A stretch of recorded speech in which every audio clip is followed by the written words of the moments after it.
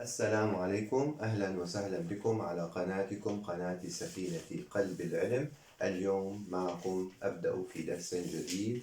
تاريخ هذا اليوم هو يوم الثلاثاء 24 من شعبان 1442 للهجرة، الموافق للسادس من نيسان 2021 للميلاد. أبدأ معكم اليوم على بركة الله في الدرس العاشر. موضوع هذا الدرس هو الاسم. طبعا قبل أن أبدأ سأراجع الدروس السابقة عناوينها، أراجع العناوين وأذكر قليلا بما تكلمت في هذه الدروس حتى وصلنا إلى الدرس العاشر، وسنبدأ على بركة الله بالاسم أولا، ثم في المستقبل الفعل الحرف، وبشكل تدريجي وبشكل مبسط جدا. نعم. Bonjour et bienvenue de la chaîne du navire du corps de la science. Aujourd'hui, c'est le mardi 24 Chaban 1442 للهجرة 6 avril 2021 للميلاد. Je vais commencer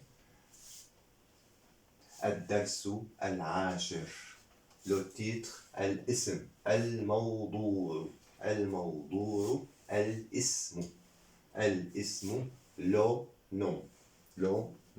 عود على بدء pour revenir en arrière pour commencer, ou عودة سريعة لما سبق, un retour rapide sur ce qui précède.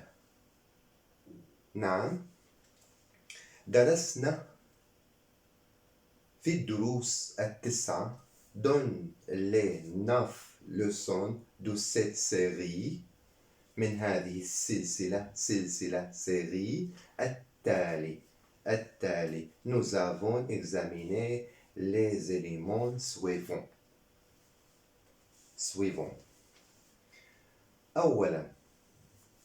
أولا الحروف العربية نطقا وكتابة. الحروف العربية نطقا وكتابة.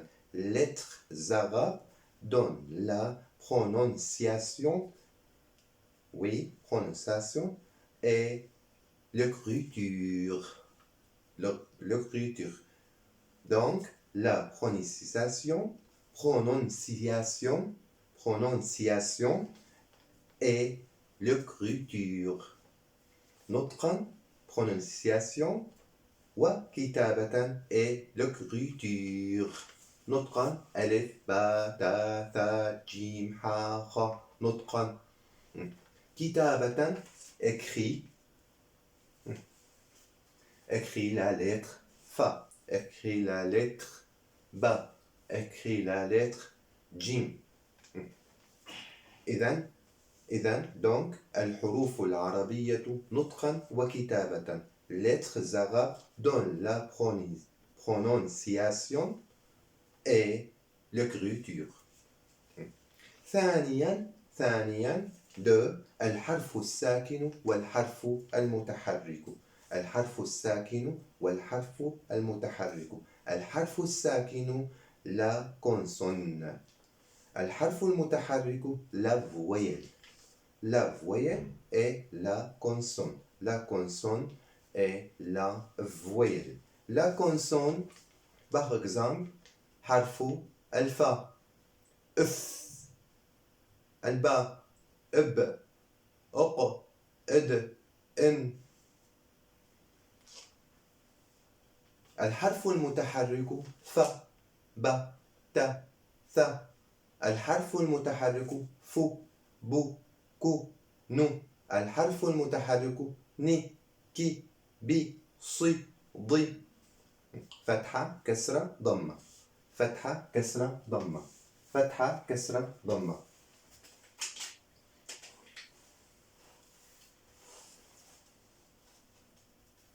فتحة كسرة ضمة. voyelle. consonne. consonne. consonne. مثال par exemple œuf consonne. fin voyelle. fou voyelle. fi voyelle.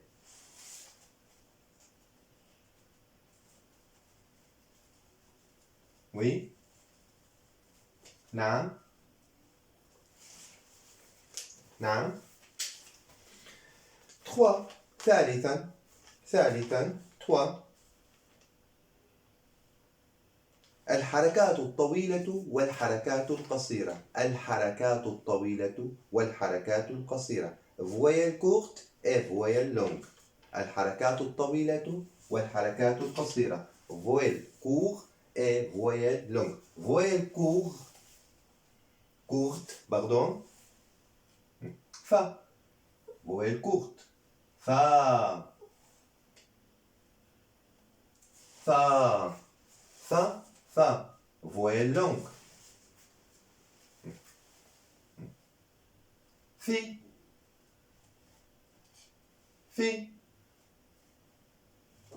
fi. i. نعم. après fou. فو. إذن الحركات الطويلة voyelle longue. donc إذن الحركات الطويلة والحركات القصيرة voyelle courte et voyelle longue. با بي بي بو بو. رابعا 4 تدريبات على الحركات الطويلة والحركات القصيرة. نعم. exercice. خامسا 5 الشدة الشدة الشدة الشدة الشدة الشدة. 2 lettres. le premier lettre واو سكون plus واو فتحة او واو كسرة او واو ضمة. 2 lettres égal واو شدة ضمة او فتحة او كسرة.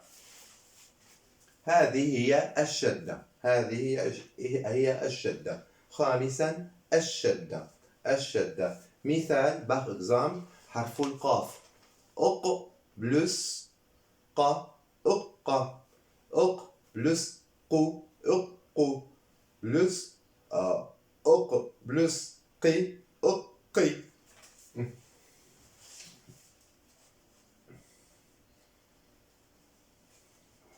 oui. إذن هذا هو الدرس الخامس. الدرس الخامس 5 الشدة الشدة.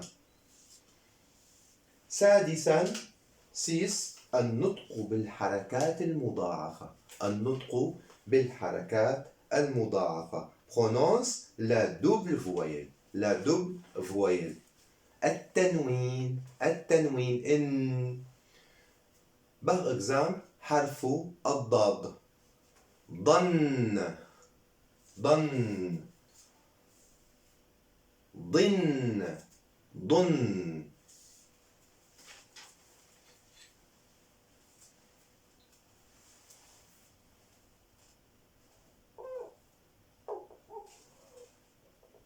ضن تنوين الفتح تنوين الفتح. دو فتحة دو فتحة تنوين. ضن ضن ض فتحة دو فتحة ضن ضاد ألف و بلس فتحتان. ضن كسرتان ضن كسرتان ضاد كسرتين ضن. ضمتان ضمة ضن ضن. إذا donc النطق بالحركات المضاعفة prononce la double voyelle double voyelle double voyelle double voyelle double voyelle double voyelle ضمتان double voyelle فتحتان double voyelle كسرتان ضن ضن ضن. Autre exemple ميم من من من. نعم. donc الآن مانتونون. ثالثا عفوا سابعا كيفية كتابة الحروف وتوصيلها ببعضها. كيفية كتابة الحروف وتوصيلها ببعضها. Comment écrire des lettres et les relier. مثلا بأقزام شجرة شين جيم را تا. Autre exemple تا لام ميم يا ذال. ثامنا وأخيرا الكلام وأقسامه. الكلام لا parole الكلام لا parole. وقلنا أن الكلام ينقسم إلى اسم وفعل وحرف. اسم فعل حرف. Et nous avons dit que la parole est divisée en nom, verbe et lettres. Maintenant,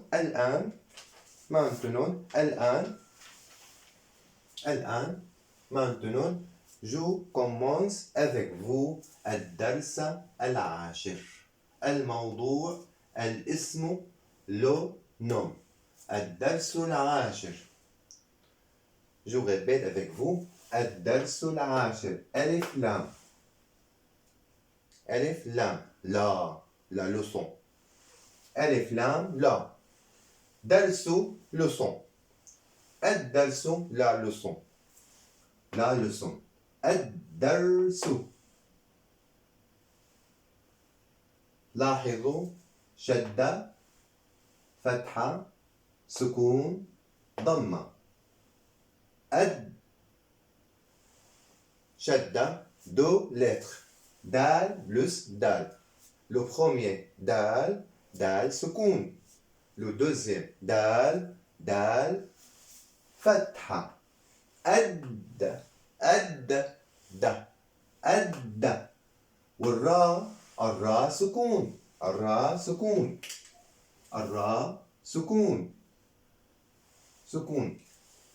الدر سكون. الدر سين ضمة سو. سين ضمة سو. الدرس. إذن je commence avec vous الدرس العاشر. الدرس العاشر. الموضوع الاسم le nom. الاسم le nom. ألف لام le. اسم nom. الاسم. إذن أبدأ je commence avec vous تعريف الاسم.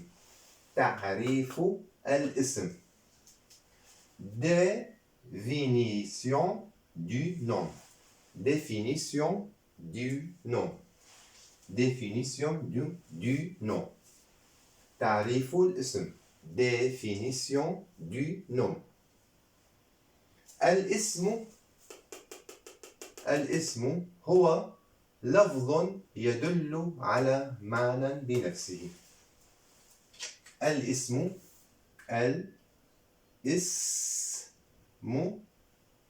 هو لفظ يدل على معنى بنفسه.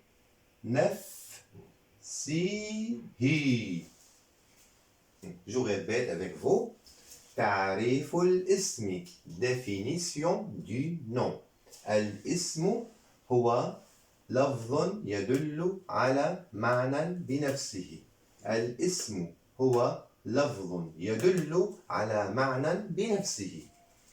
Et une prononciation qui dénote une signification en elle-même, non associée à un des trois temps, passé, présent et futur. إذن الاسم هو لفظ يدل على معنى بنفسه. Et une prononciation qui dénote يدل note une signification معنى en elle-même بنفسه en elle-même. نعم. غير مقترن غين فتحة يا سكون غي را ضمة رو غير مقترن مو ضمة قاف سكون مق تا فتحة تا را كسرة ري نون كسرتين رن غير مقترن بأحد الأزمنة شدة الثلاثة. ما هي الأزمنة الثلاثة؟ الماضي، المضارع، المستقبل. الماضي، المضارع،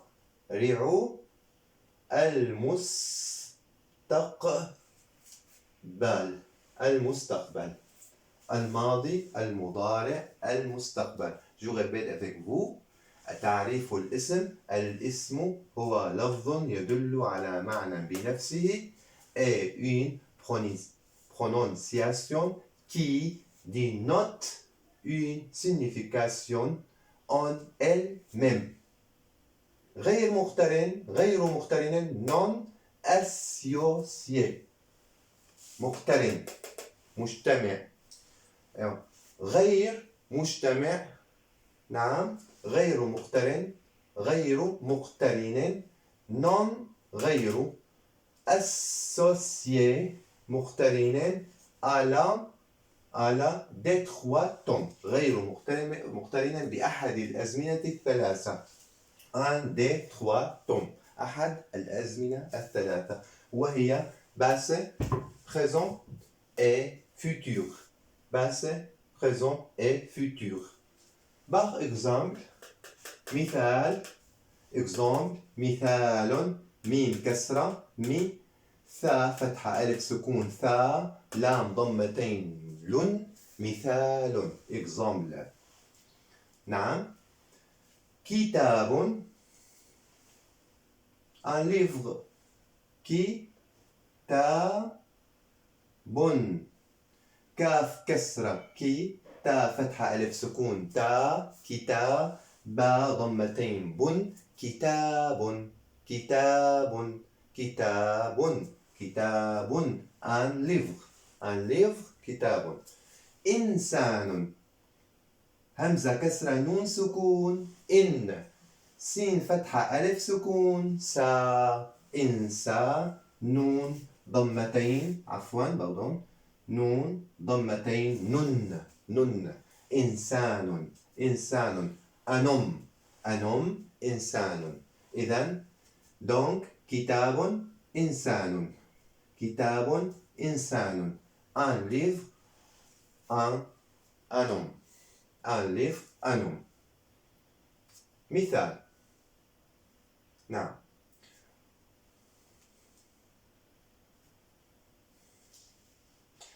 ويتألف الاسم من قسمين.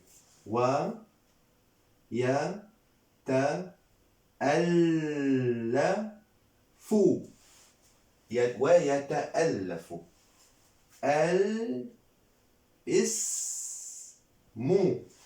ويتألف الاسم من من قسمين قسمين قسمين ويتألف الاسم من قسمين ويتألف الاسم من قسمين un nom so composé de deux parties قسمين deux parties قسمين deux parties قسمين يتألف composé الاسم nom un nom الاسم so composé يتألف من قسمين deux parties genre est propre اسم جنس واسم علم اسم من قسمين ما هما هذان القسمان اسم يتألف الاسم من قسمين القسمان هما اسم جنس نعم واسم عالم اسم جنس واسم عالم اسم جنس genre اسم عالم propre أولا اسم الجنس un nom de genre اسم الجنس deux اسم العالم deux nom de propre إذن donc يتألف الاسم من قسمين اسم جنس واسم علم un nom so composé de deux parties genre et propre أولا le premier un nom de genre اسم الجنس هو ما يطلق على جميع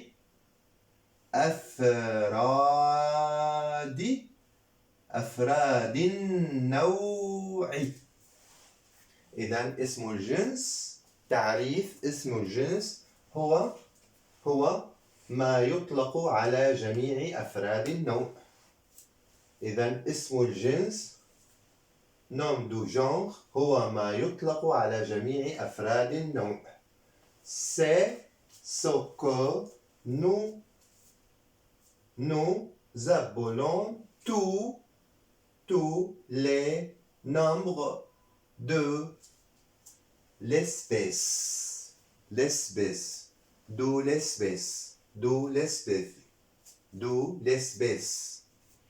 نعم إذن c'est ce que nous appelons tous les nombres de l'espèce par exemple étudiant professeur fleur arbre إذن مثال par exemple exemple تلميذ étudiant تا كسرة لام سكون نعم ميم كسرة يا سكون مي تلمي ذال ضمتين ذن تلميذ étudiant أستاذ همزة ضمة سين سكون تا فتحة ألف سكون تا ذال ضمتين ذن أستاذ بروفيسور زهرة زا فتحة ها سكون را فتحة را زهرة تا ضمتين زهرة فلور شجرة شين فتحة شا جيم فتحة جا را فتحة را تا ضمتين شجرة شجرة شجرة شجرة arbre.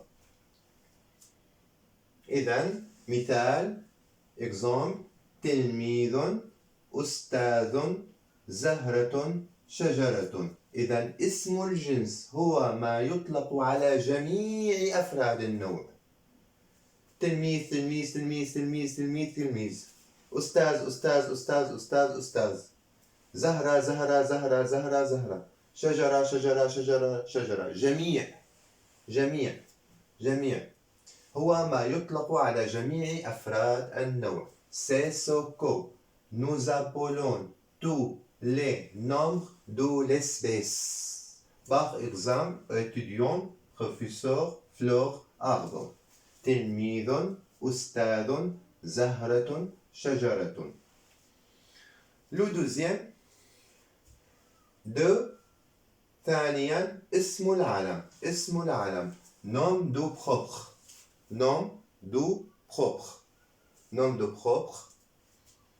وهو ما يطلق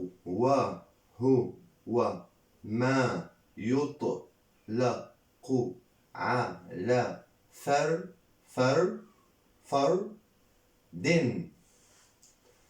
من أفراد النوع.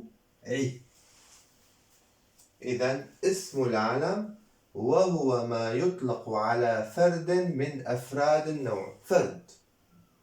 فرد من أفراد النوع. إذن اسم العلم ثانيا اسم العلم وهو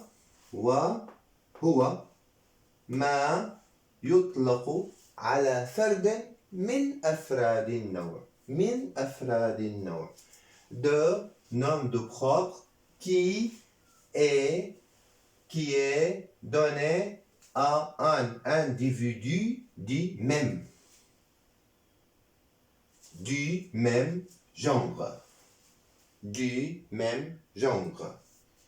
Je répète, qui est donné à un individu du même genre. Même avec E. Même. Et donc, je répète avec vous, de nom de propre qui est donné à un individu du même genre. Il existe deux types. وهو نوعان. deux types. وهو نوعان.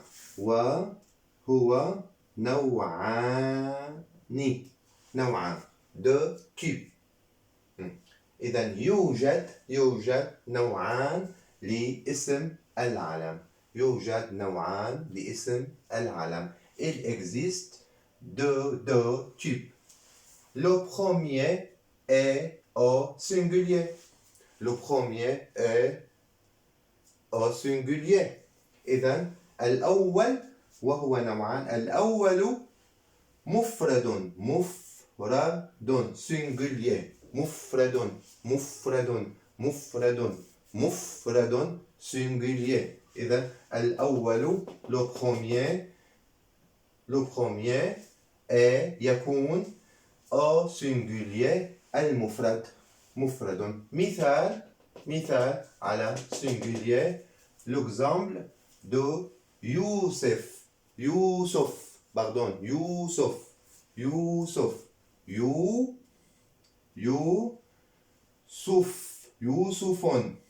أو يوسف. يا ضمة واو سكون يو، سين ضمة سو يوسف، ثا ضمة فو، أو ضمتان فن أو سكون يوسف اف. يوسف. l'exemple de يوسف. إذن اسم العلم وهو ما يطلق على فرد من أفراد النوع وهو نوعان. الأول مفرد singulier. مثال exemple يوسف. والثاني le second Et le second est composé مركب. composé مركب. إذا composé مركب. مركب composé مركب singulier الأول مفرد composé مركب par exemple مثال عبد الله مركب عبد الله دو عبد الله مركب إذن donc le premier est au singulier مفرد l'exemple de Youssouf et le second est composé l'exemple de Abdul Ilah ou Abdullah عبد الله عين فتحة با سكون عبد دال ضمة دو عبد الله عبد الله نعم عبد الله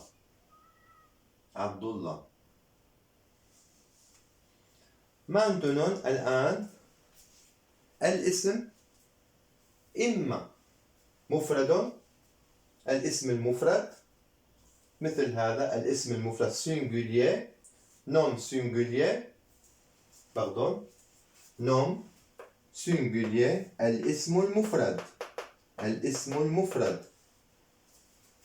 le double nom الاسم المثنى double المثنى pluriel الجمع je commence avec vous je lis avec vous الاسم المفرد nom singulier هو كل اسم يدل على واحد من الأشخاص أو الحيوانات أو الأشياء مثال رجل خروف كتاب قلم chaque nom désigne l'un des gens, des animaux ou des choses. Exemple, un homme,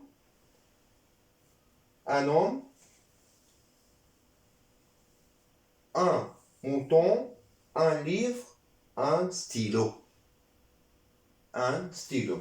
Je répète avec vous. هو الاسم المفرد non singulier هو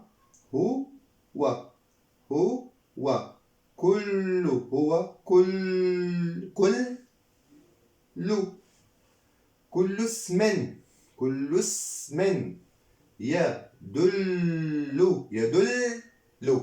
يدل على واحد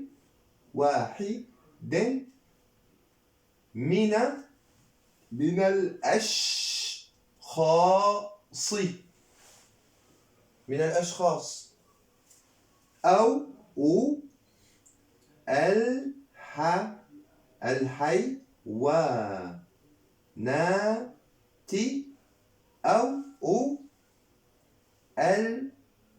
الأشياء مثال باخذ رجل رجل un homme خروف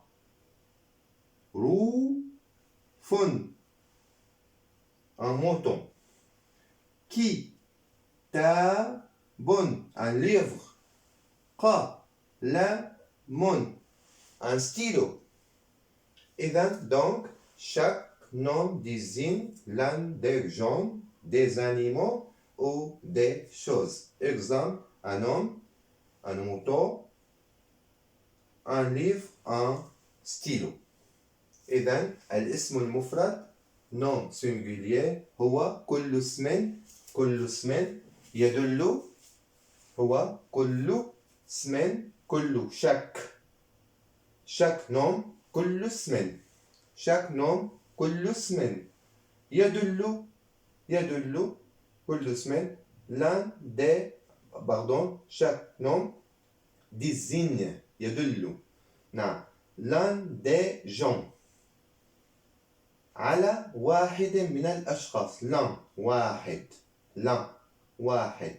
من الأشخاص des gens من الأشخاص des gens des animaux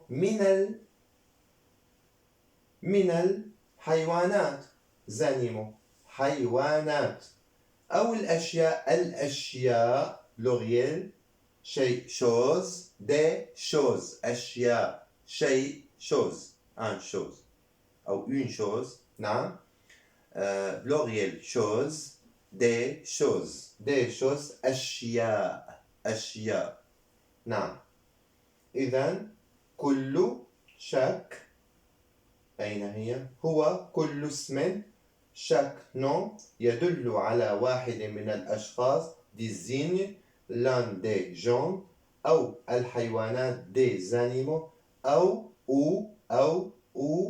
des choses الأشياء نعم exemple مثال رجل را جيم لام را فتحة را جيم ضمة رو جيم ضمة جو لام ضمتين لن رجل un homme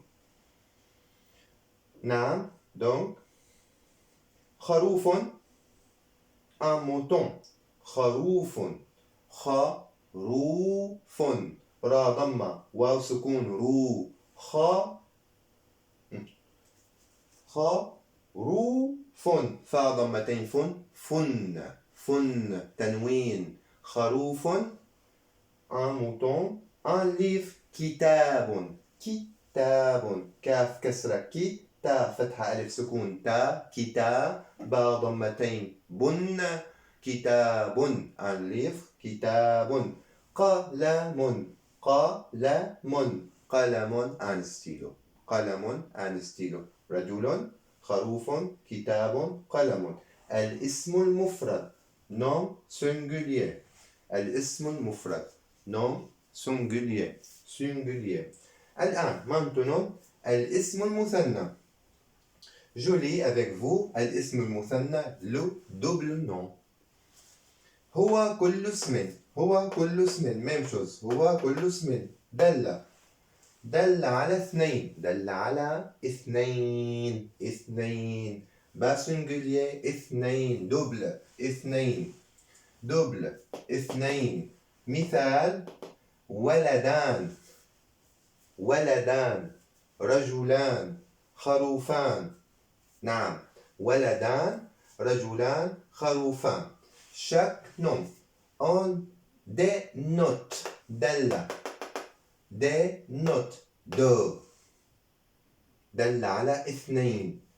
دل على اثنين on dénote deux et on dénote deux هو كل اسم دل على اثنين chaque nom on dénote deux par exemple deux garçons un garçon singulier مفرد مثنى ولدان إذن المفرد من ولدان ولد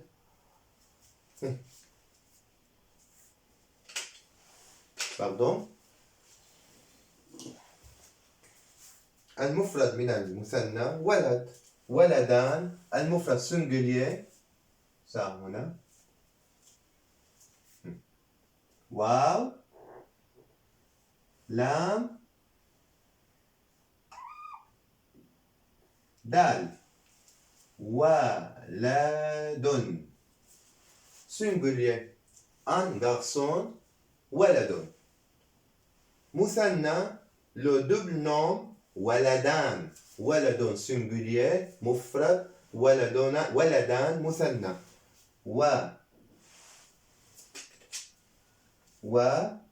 لا دا ني ولدان ولدان. نعم. إذن هما اثنان. دبل لو دبل نوم. رجلان رجل رجلان دو. خروف خروف خروفان خروفان ني رجلان مثنى دو. إذن donc je répète avec do. هو كل اسم دل على اثنين. مثال ولدان رجلان خروفان. Chaque nom on dénote do. Par exemple, deux garçons, deux hommes, deux moutons, deux fleurs, deux fleurs. إذن هذا هو donc الاسم المثنى le deux noms. الاسم المفرد nom singulier رجل. مثنى رجلان. ولد مثنى ولدان. نعم. زهرة مثنى زهرتان. وهكذا. الآن maintenant je lis avec vous الجمع. الجمع الجمع. جيم فتحة ميم سكون جمع. عين ضمة عو. الجمع الجمع. pluriel. هو كل اسم دل على أكثر. هو كل اسم دل على أكثر من اثنين. بلس أكثر من اثنين. مثال رجال أولاد كتب سيدات معلمون. chaque on dénote.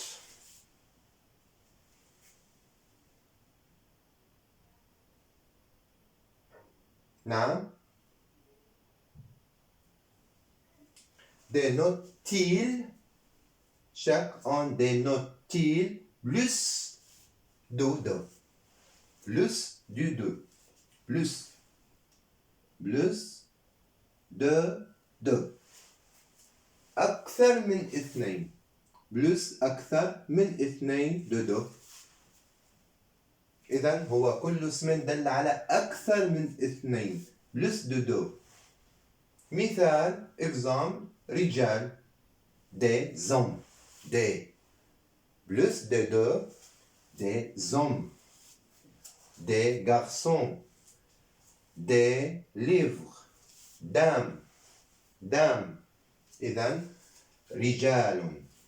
لاحظوا المثنى رجلان. المفرد رجل رجلان رجال pluriel. أولاد pluriel. كتب pluriel. سيدات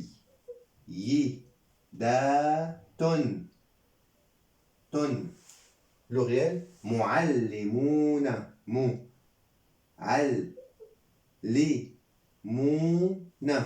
معلمون. كسرة هذه كسرة. معلمون des professeurs. نعم. إذن تعريف الاسم. نعم. كتاب إنسان. يتألف الاسم من قسمين. اسم الجنس genre. اسم العلم propre. نعم. اسم الجنس قلنا تلميذ أستاذ زهرة شجرة étudiant professeur fleur arbre. نعم. اسم العلم إن له نوعين دو تيب. الأول مفرد. نعم. والثاني مركب. الأول singulier الثاني composé singulier يوسف. مركب composé عبد الله. قلنا الآن الاسم إما مفرد singulier nom singulier أو لو double nom مثنى أو الجمع pluriel. المفرد قلنا المفرد هو كل اسم يدل على واحد من الأشخاص أو الحيوانات أو الأشياء. مثال: رجل، خروف، كتاب، قلم. Chaque nom désigne l'un des gens, des animaux ou des choses. Exemple: un homme, un mouton, un livre, un stylo. نعم. رجل، رجل، رجل، un homme. خروف، un mouton. كتاب، un livre. قلم، un stylo. الاسم المثنى لو دوبل نوم هو كل اسم دل على اثنين. مثال: ولدان، ولدان. دو غارسون، رجلان. دو غارسون، رجلان. دو زوم، خروفان. دو موتون، موتون. نعم. وزهرتان نقول دو فلور، دو فلور. نعم. هنا زهرة سنجلية، مثنى زهرتان، زهرتان هكذا. أين نكتبها؟ ويخي هنا زهرتان.